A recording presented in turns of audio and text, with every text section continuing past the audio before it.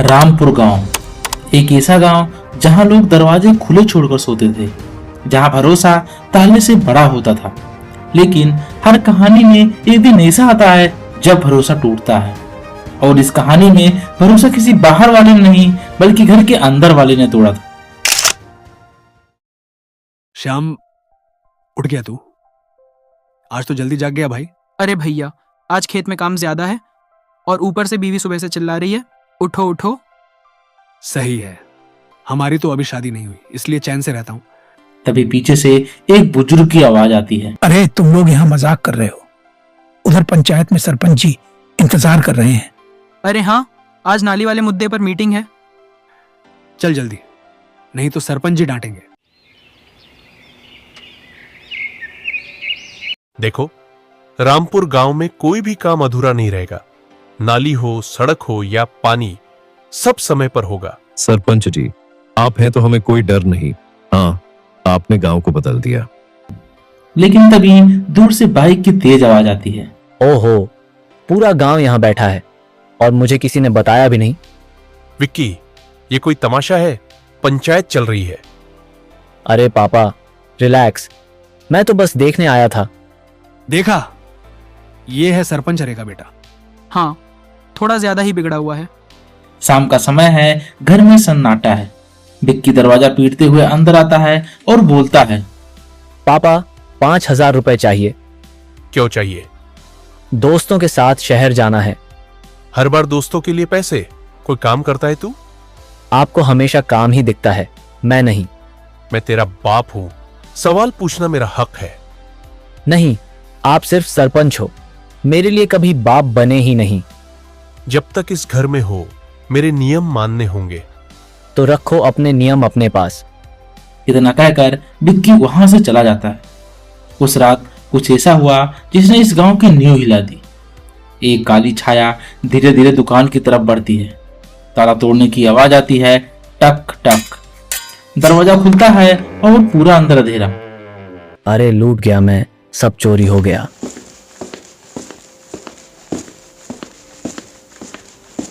किसने किया ये? हमारे गांव में ऐसा कभी नहीं हुआ था आज से पहले। शांत हो जाओ सब। जब तक मैं हूं, कोई चोर बच नहीं सकता। लेकिन सरपंच जी, ये कैसे हुआ? यही तो पता लगाना है। यार, मैंने कल रात विक्की को देखा था कहाँ पर?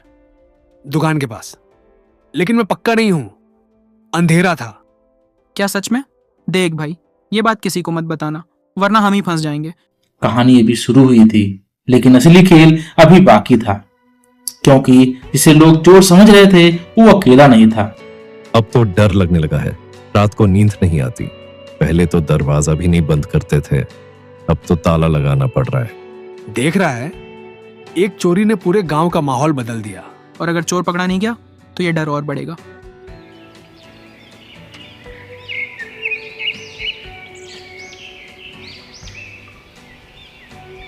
भाई, सुना है गांव में चोरी हुई है?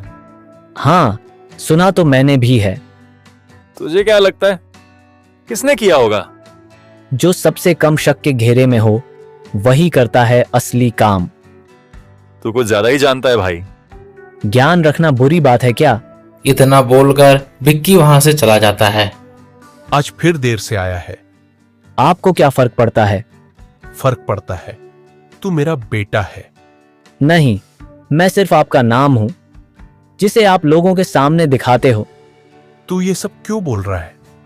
क्योंकि सच कड़वा होता है। तुझे कुछ चाहिए तो मुझसे बात कर, चोरी छुपे काम मत कर। आपको क्या लगता है मैं चोरी करता हूं? मैंने ऐसा नहीं कहा। लेकिन सोचते तो हो। इतना कहकर विक्की वहां से गुस्से में चला जाता है।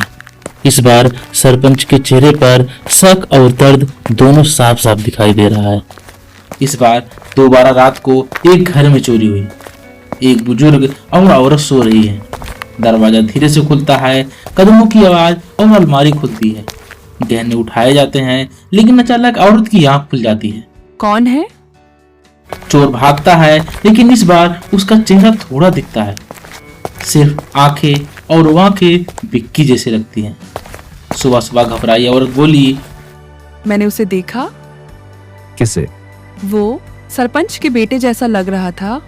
अब तो शक पक्का हो रहा है। लेकिन बिना सबूत कुछ नहीं कह सकते।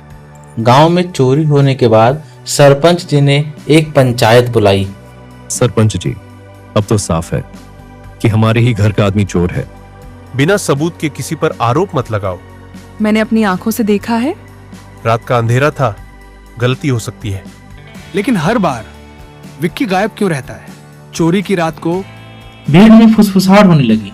एक तरफ गांव की जिम्मेदारी, दूसरी तरफ अपना बेटा। आज पहली बार सरपंच नहीं, एक बाप डर गया था। आज मैं सच पता लगाऊंगा। वो कैसे? मैं विक्की का पीछा करूंगा। उस रात विक्की घर से चुपचाप निकलता है और रामू उसके पीछे पीछे जाता है। विक्की जंगल की तरफ जाता है। ये जंगल में क्या कर रहा है? विक्की एक पुराने खंडहर में जाता है। रामू छुपकर ये सब देखता है और अंदर सिर्फ विक्की नहीं, दो और आदमी खड़े हैं, नकाब पहने हुए। ये क्या? ये अकेला नहीं है।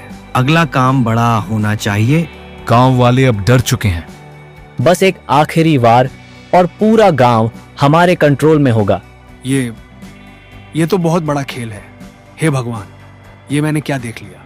विक्की और ये नकाब वाले, ये कोई छोटी चोरी नहीं, कुछ बड़ा करने वाले हैं। ध्यान रखना, कोई हमें देख ना ले। अगर इन्होंने मुझे देख लिया तो मैं गया। वो धीरे से मुड़कर भागने लगता है, लेकिन तभी टहनी टूटने की आवाज आती है। अंदर बैठे लोग सतर्क हो जाते हैं। कौन है वहां? किसी ने हमें फॉलो किया है। तीनों बाहर दौड़ते हैं देखने के लिए। रामू भाग रहा है और पीछे से कदमों की आवाज तेज। रामू हाँकते हुए बोलता है कि भाग रामू, नहीं तो आज जान जाएगी। रुक जा। लेकिन अंधेरे में रामू भाग निकलता है। अगली सुबह रामू घर में बेचैन बैठा है। उसकी पत्नी पूछती है कि क्या हुआ, रात से चुप क्यों हो? कुछ नहीं, बस ऐसे ही। झूठ मत बोलो, चेहरा बता रहा है कुछ गड़बड़ है। सीधे सीधे बोलो, हुआ क्या है? अगर मैं जो जानता हूँ वो सच हुआ तो ये गांव खत्म हो जाएगा। रामू श्याम को सब बात बताने के लिए खेत में बुलाता है।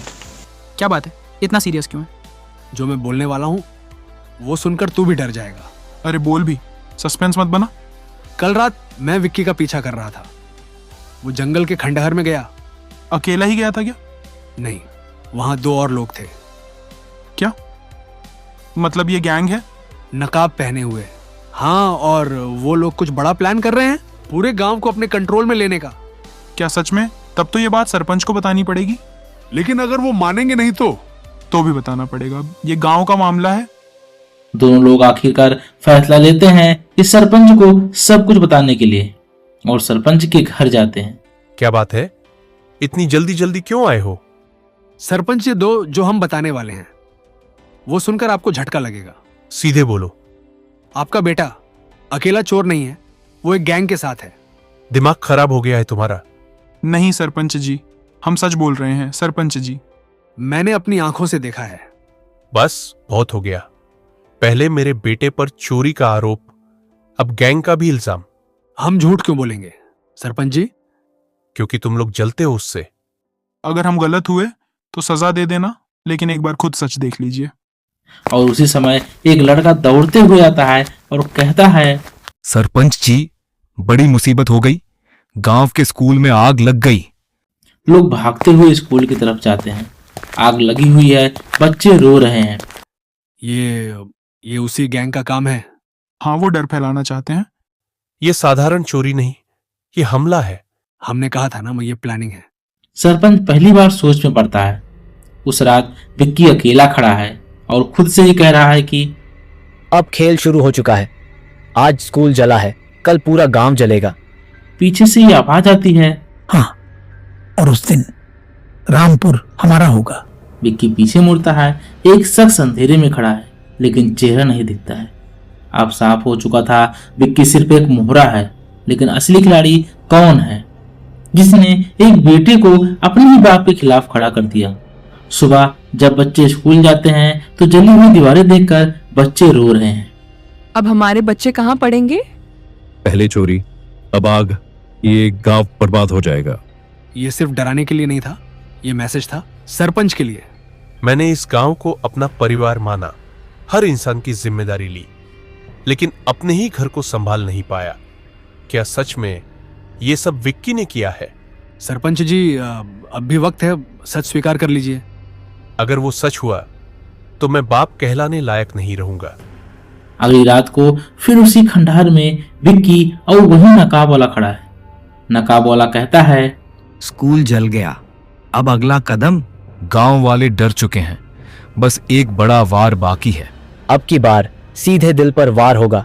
अचानक वही रहस्यमयी आवाज, और वो वार सरपंच पर होगा। सभी चुप। विक्की भी थोड़ा रुकता है। लेकिन वो मेरा बाप है। और यही तुम्हारी सबसे बड़ी कमजोरी है। धीरे धीरे अंधेरे से एक आदमी आगे आता है। चेहरा आधा रोशनी में आधा अंधेरे में। विक्की थोड़ा झुककर कहता है, आप कहो तो मैं सब कर दूं। रामू दूर से ये सब देख रहा है और मन में ही कहता है, ये आवाज, ये चेहरा कहीं देखा हुआ है। रामू पीछे हटता है, लेकिन इस बार एक नकाब वाला उसे देख लेता है। अरे, ये वही आदमी है। रामू भाग रहा है, उसकी सांसें फूल रही है। तीनों उसके पीछे दौड़ते हैं। रामू एक पत्थर से ठोकर खाकर नीचे गिर जाता है। नकाब वाले उसे पकड़ लेते हैं। बहुत देख लिया तूने। विक्की, ये क्या कर रहा है तू? तू वो बच्चा है जिसे मैं बचपन से जानता हूँ। तू ऐसा नहीं हो सकता। मैं वही हूँ जो आपने बनाया है। हमने? हाँ, पूरे गांव ने कभी मुझे समझा ही नहीं। गलती हुई होगी, लेकिन इसका मतलब ये नहीं कि तू गांव जला दे। लेकिन बहुत बातें हो गई, खत्म करो इसे। विक्की चुप, अंदर से हिल गया है। विक्की हाथ उठाता है, लेकिन अचानक रुक जाता है। नहीं नहीं, मैं इसे नहीं मारूंगा। क्या मतलब? मैं चोर हूं, लेकिन कातिल नहीं। तुम कमजोर पड़ रहे हो विक्की। वो आदमी आगे आता है। इस बार थोड़ा और चेहरा दिखता है। ये गांव का ही कोई बड़ा आदमी है, लेकिन अभी भी उसका पूरा चेहरा नहीं दिख रहा है। तुम भूल रहे हो तुम यहाँ क्यों आए थे। मैंने तुम्हें वो ताकत दी जो तुम्हारे बाप ने कभी नहीं दी। अगर आज तुम पीछे हटे तो सब खत्म हो जाएगा। विक्की धीरे से रामू को धक्का देता है और कहता है, भाग यहाँ से भाग। रामू भाग जाता है। रामू सीधे सरपंच के पास जाता है। इन सरपंच जी, अब और नहीं छुप सकता। विक्की सिर्फ चोर नहीं है, वो किसी के इशारे पर काम कर रहा है। किसके? मैंने उसका चेहरा देखा, लेकिन पूरा नहीं। अब खेल अपने आखिरी मोड़ पर था। एक तरफ बाप जो सच जानना चाहता था, और दूसरी तरफ बेटा जो खुद से लड़ रहा था, और तीसरी तरफ वो मास्टरमाइंड जो इस खेल का असली खिलाड़ी था। आज कुछ होने वाला है, दिल घबरा रहा है। सच ज्यादा देर छुपता नहीं, आज सब सामने आएगा। आज फैसला करना होगा, सरपंच बनकर या बाप बनकर। अगर मैं बाप बना तो शायद गांव मुझसे नाराज होगा, और अगर सरपंच बना तो मेरा बेटा मुझसे छिन जाएगा। लेकिन आज मैं सच का साथ दूंगा, चाहे कुछ भी हो। रामू, श्याम और सरपंच मिलकर प्लान बनाते हैं। आज रात वही खंडहर, वहीं सब मिलेंगे। और इस बार हम उन्हें भागने नहीं देंगे। आज सच सामने आएगा। खंडहर में विक्की और गैंग खड़े हैं, और पीछे से मास्टरमाइंड बोलता है, आज आखिरी कदम है। आज के बाद रामपुर हमारा होगा। अचानक चारों तरफ से गांव वाले घेर लेते हैं। बस खेल खत्म। सरपंच आगे आता है। विक्की, आज भागने की कोशिश मत करना। क्यों किया तूने ये सब? क्योंकि आपने कभी मुझे समझा ही नहीं। मैंने सब कुछ तेरे लिए किया। नहीं, आपने सब कुछ अपने लिए किया। नाम, इज्जत, कुर्सी। मैं कहाँ था उस सब में? बहुत अच्छा, अब असली खेल देखो। वो आदमी आगे आता है, पूरा चेहरा दिखता है। चौधरी काका। सब शौक। काका, आप तो गांव के सबसे भरोसेमंद इंसान थे। भरोसा, यही तो सबसे बड़ा हथियार है। सालों पहले मुझे सरपंच बनना था, लेकिन तुमने मुझे हराकर ये कुर्सी ले ली। तब से मैं इंतजार कर रहा था तुम्हें गिराने का, और मुझे मिला तुम्हारा बेटा जो तुमसे नफरत करता था। मैंने उसे वो दिया जो तुम कभी नहीं दे पाए, ध्यान, ताकत और अपनापन। मैंने सोचा था कोई तो है जो मुझे समझता है, लेकिन मैं गलत था। मैं सिर्फ एक मोहरा था। पापा, मैंने बहुत बड़ी गलती कर दी। पापा, एक बार माफ कर दो। सरपंच जी, अब फैसला आपको करना है। आज मैं सरपंच भी हूं और बाप भी। कानून के हिसाब से विक्की को सजा मिलेगी और चौधरी काका आपको भी आपके गुनाह की सजा मिलेगी। पापा, एक बार माफ कर दो। सजा खत्म होने के बाद मैं तेरा इंतजार करूंगा। इस बार सरपंच नहीं, सिर्फ तेरा बाप बनकर। गलतियां हर इंसान करता है, लेकिन असली ताकत उन्हें स्वीकार करने में होती है, और असली रिश्ता वही होता है जो सजा के बाद भी साथ दे।